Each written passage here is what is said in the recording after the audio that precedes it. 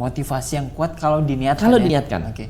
Dalam bahasa kerennya, niat adalah sebuah tujuan yang disertai perilaku yang konsisten terhadap niat itu. Niat adalah tindakan yang cocok dengan niat Anda, sesuatu yang Anda putuskan untuk apa Anda menjalankan bisnis. Oke? So niat pertama yang harus Anda miliki dalam bisnis adalah Anda harus membuat niat bahwa bisnis ini bukan untuk Anda, tetapi sebagai saluran berkat. Saluran berkat. Saluran berkat. Oke. Saluran berkat artinya apa?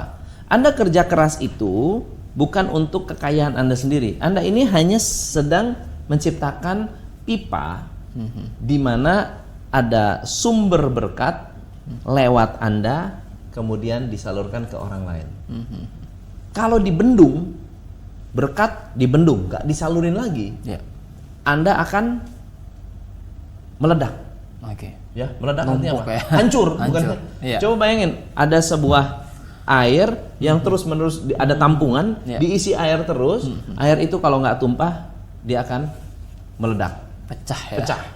Ya. Kalau laut mati, ya, laut mati itu kenapa disebut laut mati? Karena dia terdanau, masuk air, tapi tidak ada pembuangan. Ya.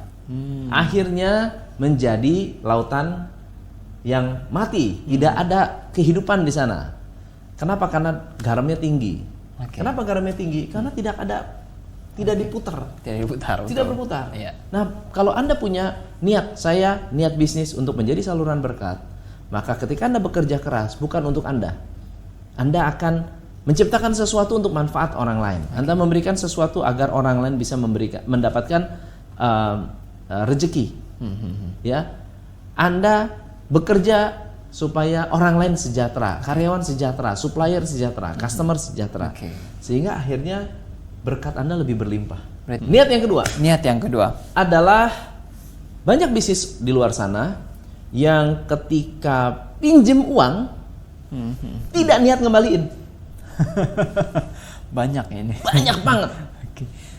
Bahkan saat pinjem uang dapat uang ekstra, bukannya nomor satu kembaliin dulu, malah dipakai untuk yang lain dulu. Oke, diputar lagi kadang ya. Ini hati-hati loh, hati-hati. Iya. Anda harus meniatkan diri untuk memberi manfaat, bukan mengambil manfaat. Nah, niat yang ketiga adalah niatkan untuk menjadi orang yang mengerjakan segala sesuatu dengan tuntas. Oke. Jadi kalau Anda mau ngejar target, tuntaskan. Oke. Jangan udahlah tengah jalan nyerah. Setengah-setengah berarti ya.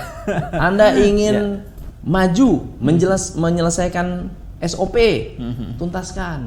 Anda ingin membuat program kerja tertentu, Ya. tuntaskan.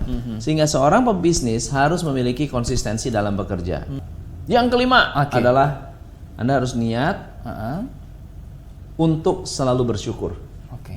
Kenapa Anda harus niat untuk selalu bersyukur? Karena dalam bisnis kita selalu dihadapkan dengan masalah dan tidak setiap masalah akhirnya adalah kerugian.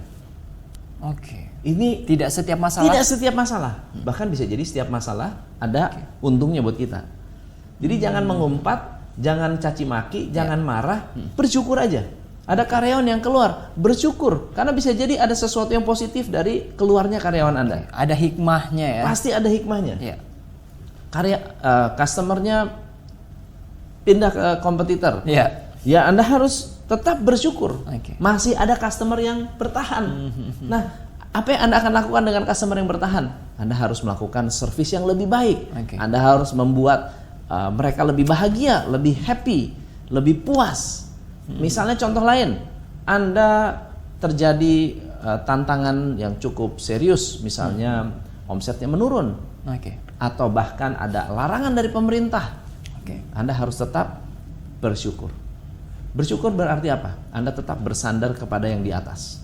Bahwa segala sesuatu yang Anda lakukan sebetulnya adalah hanya sebuah perjalanan di mana ujungnya itu akan ada pintu-pintu baru terbuka untuk Anda.